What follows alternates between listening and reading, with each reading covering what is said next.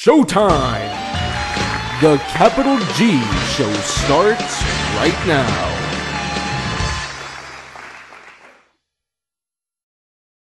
What's up YouTube, Capital G here, doing more deck previews for the new formats. I will tell you guys in advance, I am definitely feeling under the weather, like I'm sick right now, so that's unfortunate, but I'm going to will myself through this video 2 days before Christmas, and I'm sick as a dog. Like, I can't believe it. Anyways, today I'm talking Dark World and Harpies, and I think that I've got two decks that are going in opposite directions here. Let's start with Dark World. Alright, so Dark World, much like every other deck, got a little more playable with the eradication of the Dragon Ruler deck, and that's mainly because the deck completely struggled with Draco Sack, and Dragon Rulers spam Draco Sack. So on paper, it just wasn't a good matchup. Dark Worlds didn't have a consistent way of getting Draco Sack off board. Draco Sack didn't really care about skill drain, so it just wasn't a good time. But I can, I don't want to tell a lie, and I don't want to sell you guys on false hope. I don't see Dark World being very good right now. Like, you got a third tour guide, and that's great and everything, but it can hurt the consistency of triple drag down and potentially skill drain if you're still running that. So, the third tour guide might not be as big of a factor as most people think.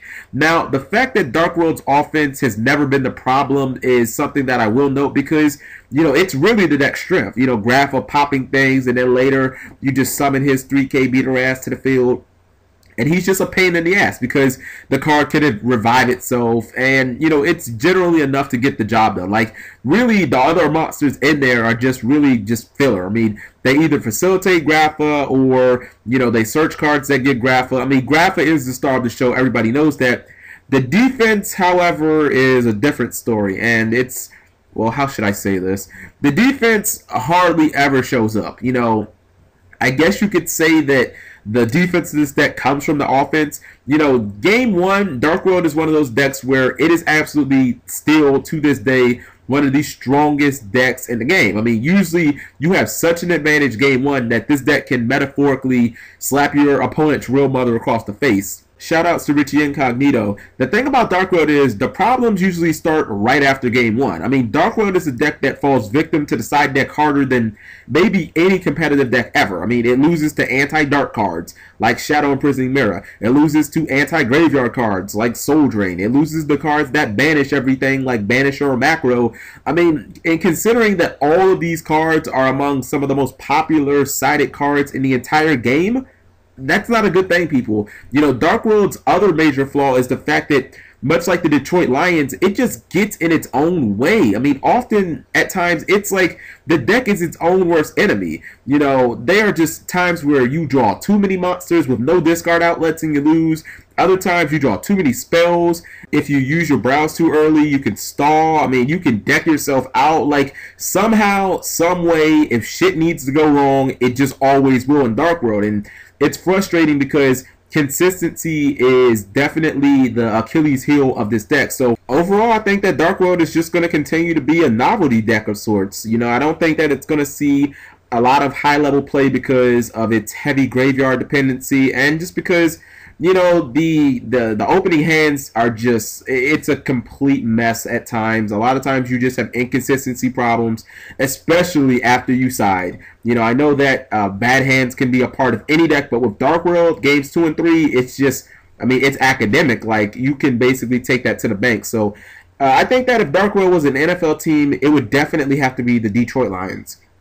The offense looks good most of the time, but that's about it, And you can never trust the Detroit Lions or Dark World to ever be consistent. Not ever. Next up is Harpies, which is pretty much the exact opposite of everything that I just said about Dark World. I think that Harpies have a legitimate chance to be the best deck this format. I say that because this is much like when TG Stun was good. It's going to be a deck where the sum is greater than all of the parts. You look at the deck, and offensively, it's solid. There aren't a lot of beaters in the deck, but it doesn't really matter because every monster kind of serves a purpose. Chandler is the big playmaker. Queen is like the beat stick. Tempest is a little bit of both.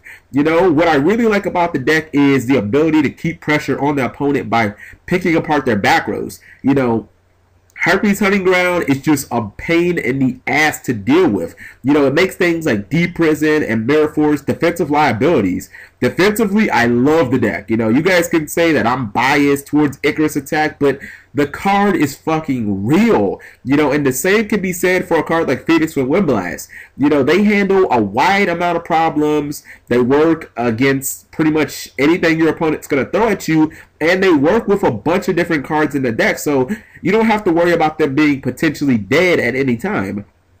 I like that Harpies are a deck where they get a lot out of a little. Subscribing makes life happy.